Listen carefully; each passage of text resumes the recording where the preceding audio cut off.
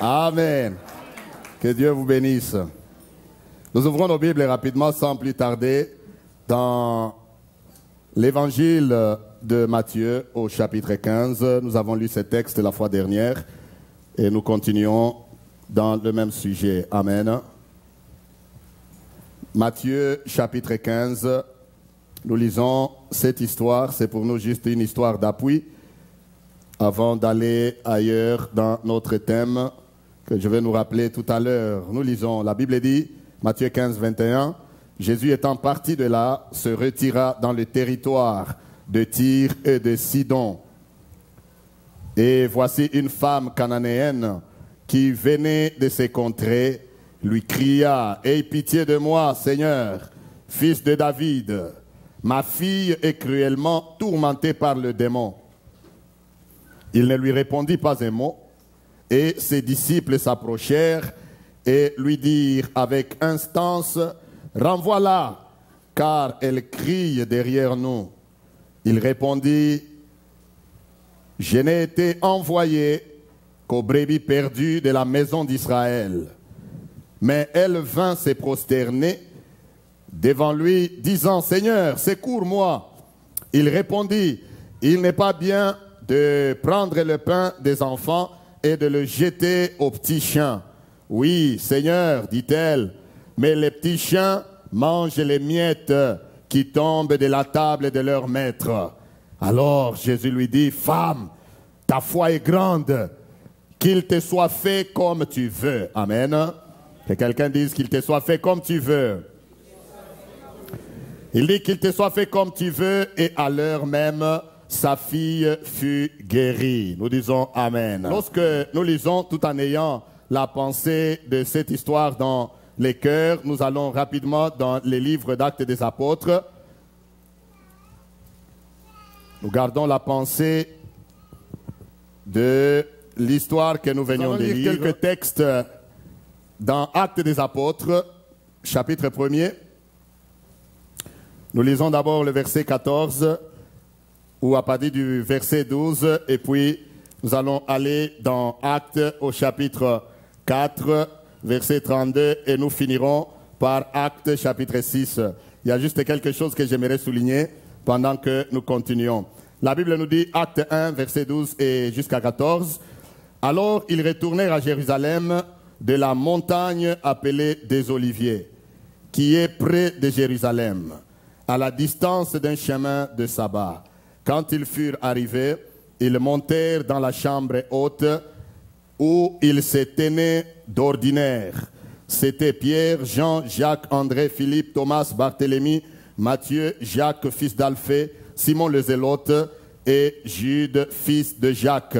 Verset 14. Tous d'un commun accord, ils persévéraient. Tous d'un commun accord, persévéraient dans la prière. Amen.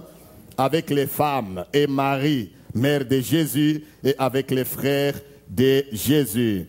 Nous continuons. D'abord, je n'ai pas donné ces versets, mais je nous les donne. Acte 2, 42. Acte 2, 42. La Bible nous dit, ils persévéraient dans l'enseignement des apôtres, dans la communion fraternelle, dans la fraction du pain et dans les prières. La Bible dit, la crainte s'emparait de chacun et il se faisait beaucoup de prodiges et de miracles par les apôtres, etc. Acte 4, 32. Acte 4, 32 et les suivants. La Bible nous dit, la multitude de ceux qui avaient cru n'était qu'un cœur et qu'une âme. Nul ne disait que ces biens lui appartenaient en propre, mais tout était commun entre eux. Les apôtres rendaient avec beaucoup de force témoignage de la résurrection du Seigneur Jésus. Et une grande grâce reposait sur eux tous, car il n'y avait parmi eux aucun indigent. Tous ceux qui possédaient des champs ou des maisons les vendaient, apportaient le prix de ceux qu'ils avaient vendus et le déposaient aux pieds des apôtres, et l'on faisait des distributions à chacun selon qu'il en avait besoin. Joseph, surnommé par les apôtres Barnabas, ce qui signifie fils d'exhortation, lévite, originaire de Chypre, vendit un champ qu'il possédait apporta l'argent et le déposa aux pieds des apôtres. Amen. Et enfin, Actes chapitre 6, et nous allons lire à partir du premier verset, et je vais juste nous donner quelques points. La Bible nous dit en ces temps-là, le nombre des disciples augmentant, les hellénistes murmurèrent contre les Hébreux, parce que leurs veuves étaient négligées dans la distribution qui se faisait chaque jour. Les 12 convoquèrent la multitude des disciples et dirent, « Il n'est pas convenable que nous laissions la parole de Dieu pour servir aux tables. C'est pourquoi, frères, choisissez parmi vous 7 hommes de qui l'on rende un bon témoignage, qui soient pleins d'Esprit Saint et de sagesse, et que nous chargerons de cet emploi. Et nous continuerons à nous appliquer à la prière et au ministère de la parole. » Cette proposition plut à toute l'assemblée. Ils élurent Étienne, homme plein de foi et d'Esprit Saint, Philippe, Procor, Nicanor, Timon, Parménas et Nicolas, prosélyte d'Antioche.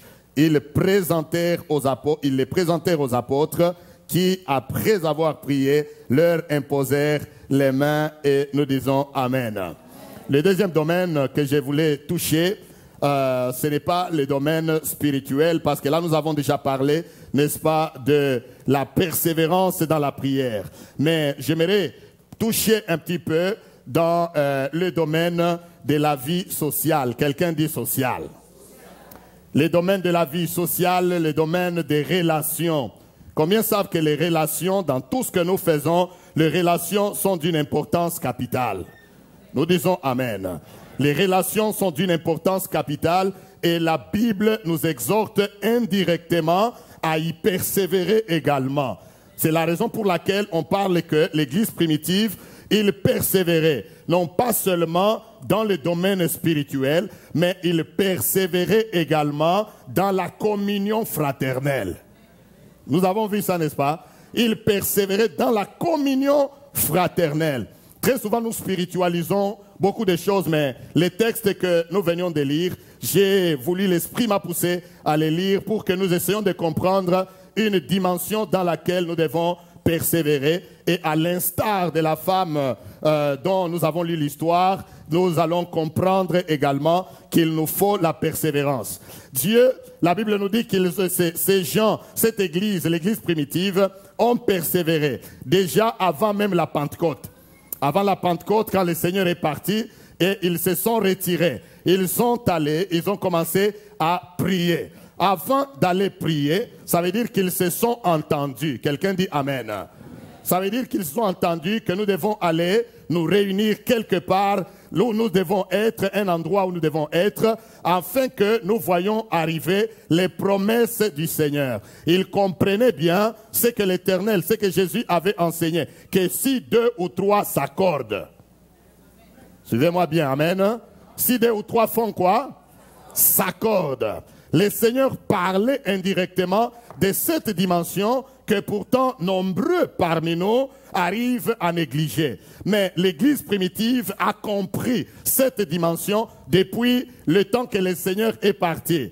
Ils ont compris que si le Seigneur doit, n'est-ce pas, agir, doit envoyer l'accomplissement de la promesse, une des choses, nous devons être ensemble. Quelqu'un dit Amen.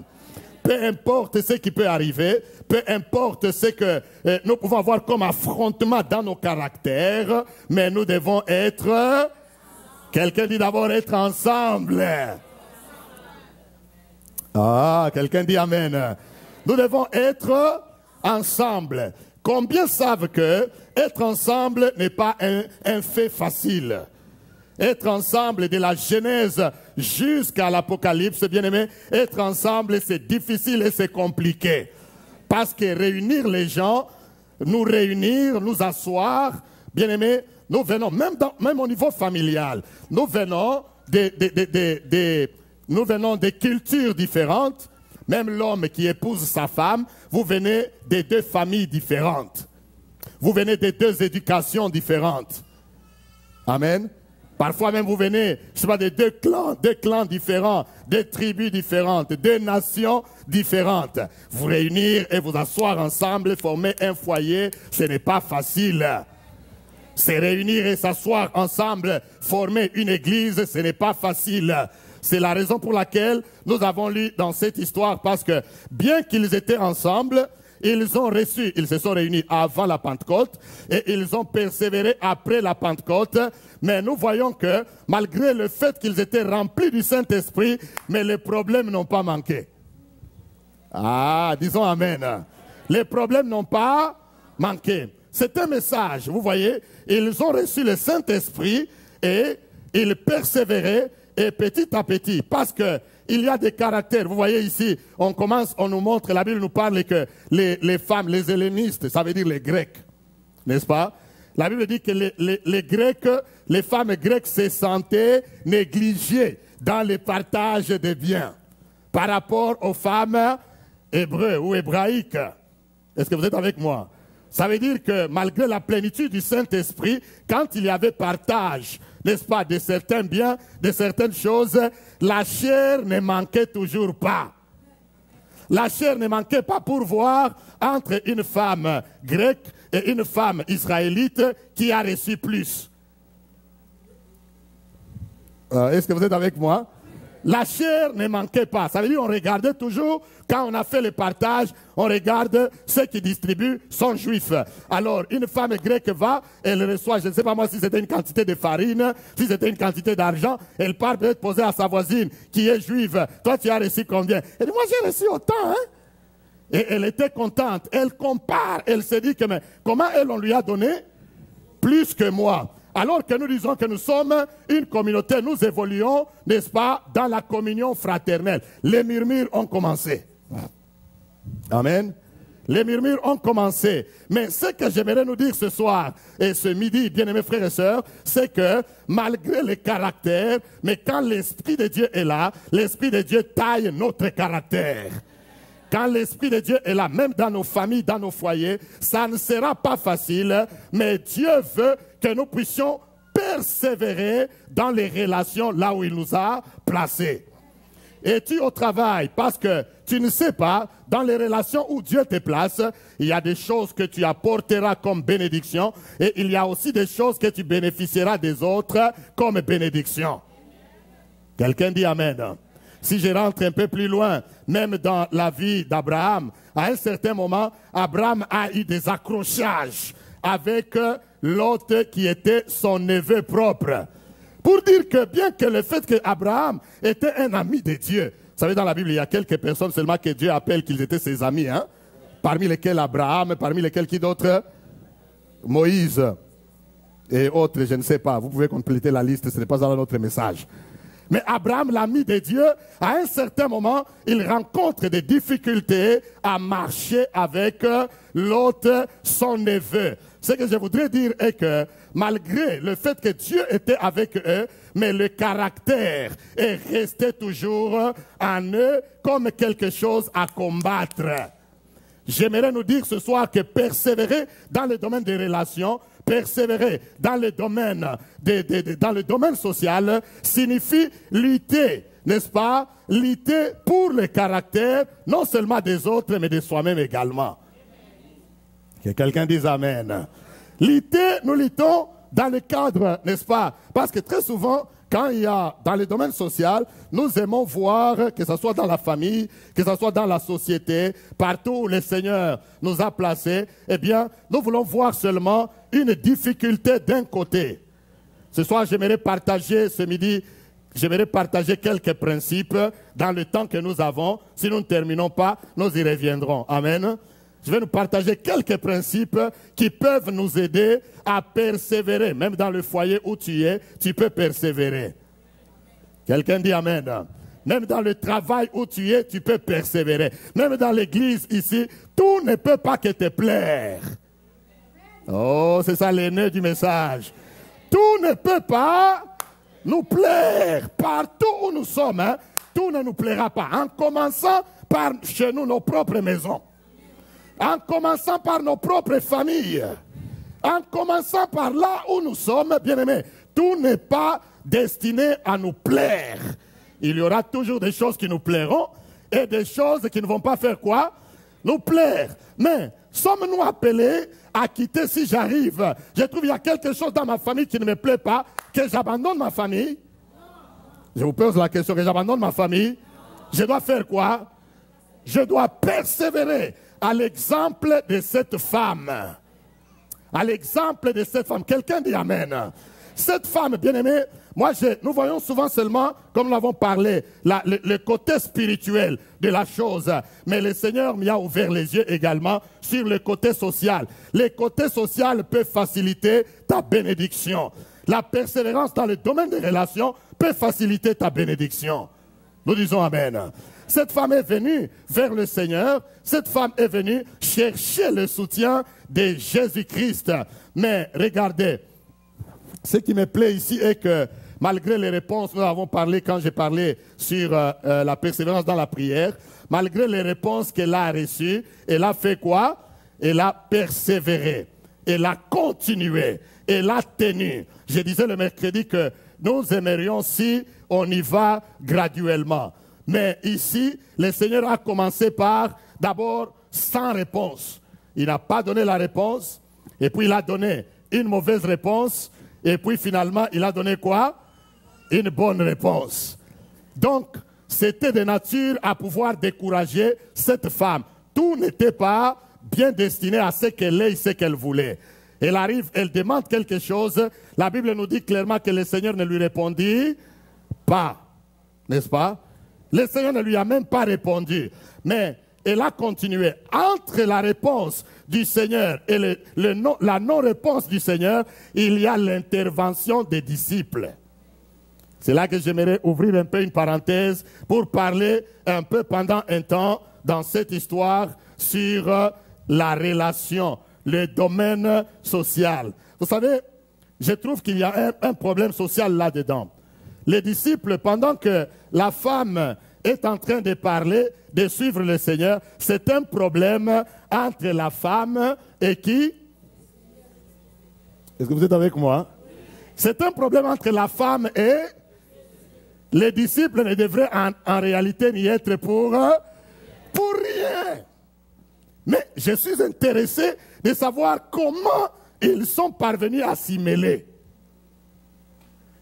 Ah, amen. Comment ils sont arrivés à se mêler de cette histoire? La femme est en train de crier, Seigneur, secours-moi. Les disciples, eux, ils ne peuvent pas, ce n'est pas vers eux que la femme est venue. Et ils ne sont qu'en train d'accompagner qui? Jésus. Et ce n'est pas eux que la femme, ce n'est pas vers eux que la femme crie. Mais ils se font entrer subtilement pour dire à Jésus, au lieu même de dire, Seigneur, réponds à sa prière. Réponds à sa requête afin qu'elle parte, qu'elle nous laisse tranquille. Non, ils disent, Seigneur, fais quoi? Renvoie-la. Ils ajoutent même que renvoie-la parce qu'elle crie derrière nous. Oh là là. Si ces disciples-là ouvraient une église et que cette femme-là savait qu'ils ont ouvert une église, elle ne va pas y aller. Sans Jésus. C'est vrai ou faux? Si cette femme ouvrait, si ses disciples ouvraient une église, si à supposer que Jésus s'est arrêté là, eh bien, il est parti. Et puis maintenant, on apprend que les disciples de Jésus ont commencé une église. La femme là va dire, cette église-là, je ne ferai pas quoi? Je n'irai jamais, je n'y mettrai pas mon pied. Parce qu'ils ont dit qu'elle crie derrière nous.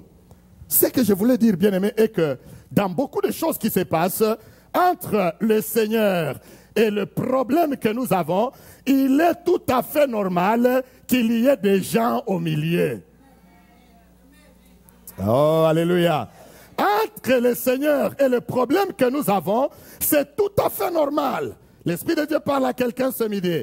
Tu rencontreras des gens entre le Seigneur et la solution à ton problème.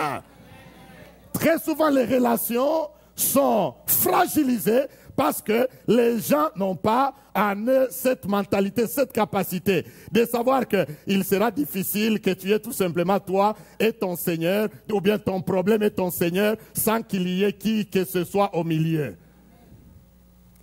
Quelqu'un dit Amen. C'est impossible. Partout où vous êtes, que vous soyez entre mari et femme, bien-aimé, tu peux être mari, entre toi et le problème que tu as, il y aura toujours ta femme qui peut s'interposer. Tu peux être femme, entre toi et le problème que tu peux avoir, il y aura ton mari qui peut s'interposer.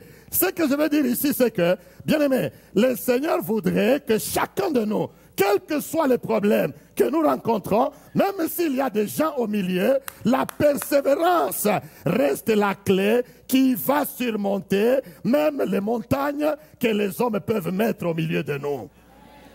Je ne vois pas quelque part là où cette femme s'est tournée, elle a commencé à parler aux disciples. Alléluia. Je ne vois pas quelque part là où cette femme s'est tournée pour dire, mais ce n'est pas à vous que je m'adresse. Je m'adresse à qui? À Jésus. Non. Elle a persévéré, elle a su, n'est-ce pas, ce qu'était son objectif. Le premier point que j'aimerais dire ce midi, bien-aimé, dans le domaine des relations, si tu veux persévérer, connais ton objectif. Connais d'où tu viens et où tu vas. De manière à ce que les hommes au milieu ne te disent plus rien. Quelqu'un dit Amen.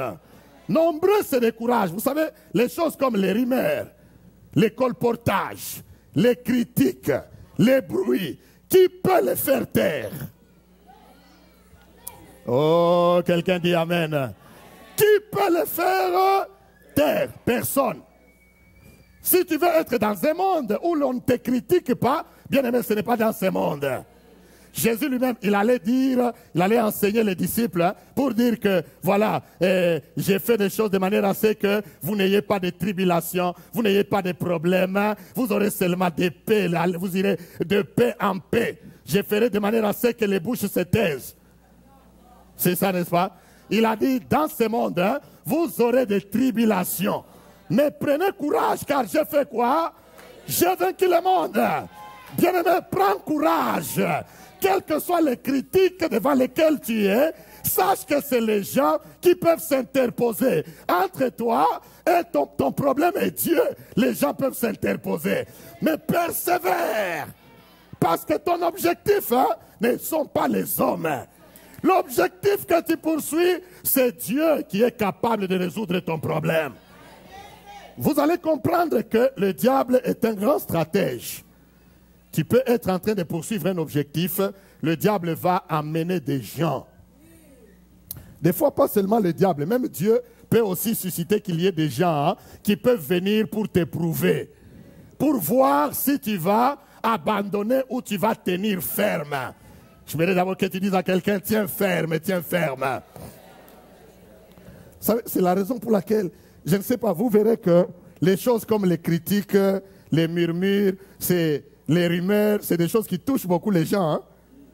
N'est-ce pas? N'est-ce pas? Oui. Si tu apprends qu'on t'a critiqué, tu seras contente. Amen. C'est la raison pour laquelle beaucoup de gens se font, ils se font passer. Il y a des gens qui sont trop sensibles à ce qu'on dit. J'aimerais ouvrir une parenthèse pour dire à quelqu'un ce midi, bien aimé, ne t'en fais pas de ce qu'on dit. Si tu es sur un projet, il faut que tu aies les yeux focalisés sur le Dieu qui t'a mis sur ce projet-là. Parce que c'est toi qui connais ce dont tu as besoin. À l'exemple de cette femme, si elle devait ne pas s'occuper de son problème, elle allait détourner pour savoir. Les disciples ne disaient pas de bonnes choses. Hein? Les disciples disaient, Seigneur, fais quoi? Renvoie-la. Elle crie derrière nous comme ça. C'est-à-dire, en d'autres termes, hein, elle nous rend inconfortables. Chaque jour on passe, elle vient, secours-moi, secours-moi. Seigneur, renvoie-la. On est plus à l'aise avec ça. Nous aimons là où nous sommes confortables. Nous aimons là où nous marchons. Tout est bien, tout est calme. Amen. Il y a du côté des disciples, il y a du côté de la femme. Les disciples aimaient le confort tout en ignorant le problème qu'avait la femme. Mais la femme, elle aussi, elle connaissait son problème. Elle a ignoré le problème des disciples, leur murmure. Elle dit, moi, mon problème, ce n'est pas votre confort à vous. Le problème, c'est mon confort à moi avec mon Dieu. Quelqu'un dit Amen. Très souvent, bien aimé, le diable nous tente et il a notre vie, notre consolation se prolonge parce que nous sommes très sensibles. Dans la vie, ne sois pas très sensible. Amen. Dans la vie, ne sois pas très sensible et très fragile. Cette femme nous enseigne quelque chose. J'aimerais donner 3 choses avant de terminer. Je tiens vraiment à terminer dans le temps. Amen. C'est pour que nous aussi, nous commencions à venir à temps à l'église.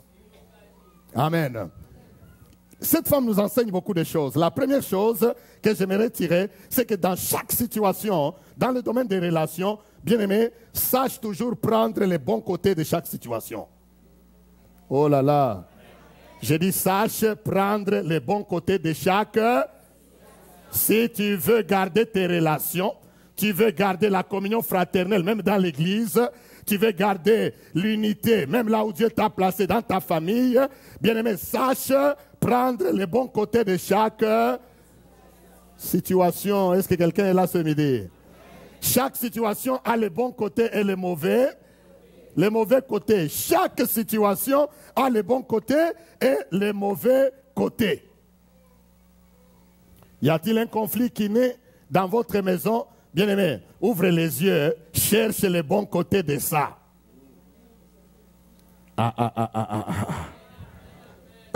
Amen. J'ai dit cherche les bons côtés.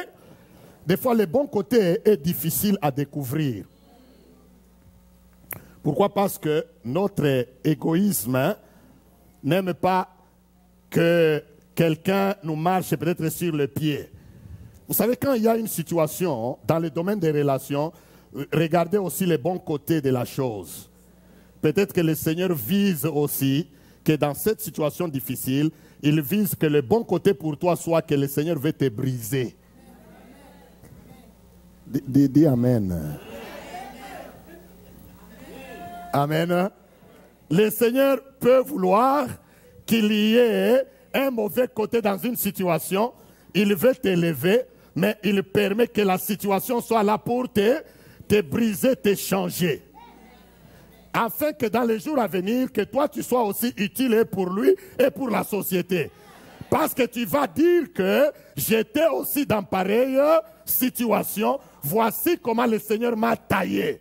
Les grands témoignages viennent avec des temps difficiles. Oh là là. Quelqu'un dit Amen. Mais nous n'aimons pas qu'il y ait, n'est-ce pas, les mauvais côtés de la chose. Quand une situation se présente, même un conflit, que ce soit dans l'église, que ce soit dans la société, que ce soit dans la famille, que ce soit entre mari et femme, bien aimé, sache que même quand les violons ne s'accordent pas, hein, il va y avoir un bon côté. Cherche ce bon côté-là. Ah, amen. Je sais de quoi je parle.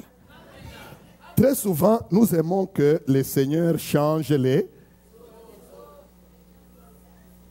Il y a quelqu'un qui parlait sur le domaine du mariage. Il a dit, quand on entre dans le mariage, par exemple, on ne doit pas y aller pour penser que l'autre ira me rendre heureux. Il est parti de ce qu'avait parlé, ce qu'avait dit un des présidents américains, je ne sais pas si c'était Kennedy ou qui avait dit que ne pense pas qu'à ce que le pays doit faire pour toi, mais pense que ce que toi aussi tu dois faire pour le pays. Il est parti juste de ça pour dire que la même chose avec le mariage. Quand on entre dans le mariage, dans le foyer, on ne doit pas penser qu'à ce qu'on doit faire pour moi, mais on doit penser aussi à ce que moi j'irai faire pour l'autre. Si nous avons tous cette mentalité, imaginez que même dans l'église, nous sommes là, je suis là pour vous faire du bien, vous êtes là pour me faire du bien, vous êtes là pour faire du bien à l'autre frère est là pour faire du bien à l'autre sœur pour faire du bien à l'autre sœur, ainsi de suite. Donc nous ne pensons pas à nous, mais c'est justement ça le brisement que le Seigneur a enseigné. Disons Amen. Ça veut dire que, comme les disciples, au lieu de penser à leur confortabilité, aïe, aïe, aïe, aïe, aïe, quelqu'un m'entend ce midi? Les disciples, au lieu de penser à leur confort, au lieu de dire qu'elle crie derrière nous, imaginez s'ils avaient pensé à la femme pour dire, Seigneur, au lieu que nous soyons confortables, hein, nous voulons que tu fasses du bien à cette femme. Fais-lui du bien, qu'elle soit confortable. Parce que eux, ils sont inconfortables. Qui cause leur inconfortabilité, c'est la femme qui aussi est inconfortable dans sa situation. Est-ce que vous me suivez? Bien aimé, je voudrais te dire que dans beaucoup de situations, toi, pendant que toi tu es inconfortable, hein, l'autre aussi peut être inconfortable. Si nous voulons garder les relations, bien aimé, il faut toujours, partout où nous sommes, chercher à prendre les bons côtés de la chose. Parce qu'en tant qu'enfant de Dieu, il n'y a pas un endroit où le Seigneur te conduira où il n'y a pas quelque chose de bon. Nous disons Amen. Je vais toucher un deuxième point rapidement. Je sais que je ne vais pas terminer parce qu'il est déjà temps. Amen. Je vais tout simplement dire que la deuxième chose que cette femme nous enseigne, c'est de regarder au-delà des échecs et de regarder au-delà des drames de la vie. Disons Amen. Regardez au-delà, n'est-ce pas, des échecs et regarder au-delà des drames de la vie. Nous devons regarder au-delà. Tu as rencontré un problème, tu as une situation. Si tu veux persévérer, regarde au-delà. Regarde au-delà, regarde plus loin que la situation qui se présente actuellement. Même si derrière toi, il y a des difficultés, tu as traversé des moments compliqués, bien aimé, dis-toi que toute ma vie ne sera pas que difficulté sur difficulté. Des fois, nous bâtissons nous-mêmes les difficultés parce que nous pensons que de la même manière que j'ai eu des problèmes dans tel domaine, même tel autre domaine, je vais rencontrer des difficultés. Alors tu deviens déjà préparé. Vous savez que même quand on prie spirituellement, on prie beaucoup, il y a des gens qui n'ont pas de réponse à leur prière parce que déjà, ils sont prédisposés par rapport à ce qu'ils ont déjà traversé. Tu te dis déjà que moi, je ne sais pas si je trouverai du travail. Je ne pense pas, mais prions quand même. Déjà là, tu as annulé. Quelqu'un dit Amen. Déjà là, tu as annulé. Ça veut dire que tu ne crois plus. Mais quelqu'un qui a la foi dans laquelle il persévère, il sait que même si j'ai eu les difficultés d'hier ne seront pas difficultés aujourd'hui. Parce que hier est passé. Aujourd'hui, c'est un autre jour. J'embrasse la nouvelle journée avec foi et avec détermination. Parce que la Bible dit que les bontés de l'Éternel ne sont pas épuisées. Elles font quoi? Elles se renouvellent chaque matin. Ah, quelqu'un dit Amen. Elles se renouvellent chaque matin. Même dans la relation, bien aimé, les bontés de Dieu se renouvelleront chaque matin. Ton manager là qui était difficile hier, quand tu pries, hein, les bontés de Dieu se renouvellent chaque matin. Il peut avoir été difficile hier, aujourd'hui le Seigneur le touche, il est une nouvelle personne. Devant toi, Dieu le brise. Mais si tu es déjà prédisposé, il y a des gens, ils ont déjà mis les autres dans des carnets noirs. Hein. Il dit non, lui, il ne changera pas. Alors quand tu le rencontres, si c'est ton chef au travail, tu te prédisposes déjà. Vous comprenez ce que je veux dire? Tu te prédisposes déjà que lui, il est toujours comme ça. Alors tu prends aussi le costume de comme il est là. Ça veut dire que lui, il est difficile. Moi aussi, je deviens difficile. C'est pourquoi, bien aimé, nous devons être le sel de la terre. Partout où tu es, même si tu as affaire à des gens difficiles, hein, mais toi, sois ce que Dieu veut que tu sois. Dans la famille, dans la maison, dans l'église, la même chose. Quelqu'un dit Amen. Sois normal. Sois celui que Dieu veut que tu sois. Que ton caractère ne soit pas influencé par les circonstances autour de toi. Même pas par le caractère des gens qui sont autour de toi. Un chrétien ne peut être influencé que par la parole de Dieu seul. Mais il y a beaucoup de gens qui deviennent influencés par leur entourage. Parce que ton entourage est mauvais, cela ne signifie pas que toi aussi tu dois devenir. Laisse les mauvais faire leurs mauvaises choses. C'est ça la vie chrétienne. Amen. Laisse les mauvaises personnes faire ce qui est mauvais, mais toi, continue à faire ce qui est bon. Même devant les membres de ta famille, s'il y a des gens qui te font du mal, toi, quand tu en as l'occasion, fais-leur du bien. Aïe, aïe, aïe, aïe, aïe. Quelqu'un dit Amen.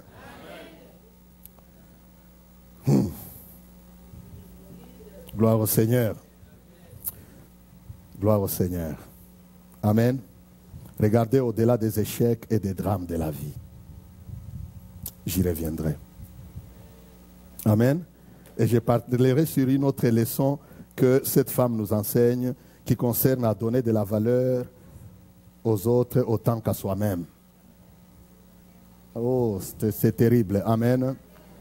J'y reviendrai. Je ne suis qu'en train d'introduire dans le domaine des relations. Mais nous retenons cette leçon. Amen. Que dans la vie, il faut toujours prendre les bons côtés de la chose. Que dans la vie, il faut toujours regarder au-delà des échecs et des drames, partout où nous sommes.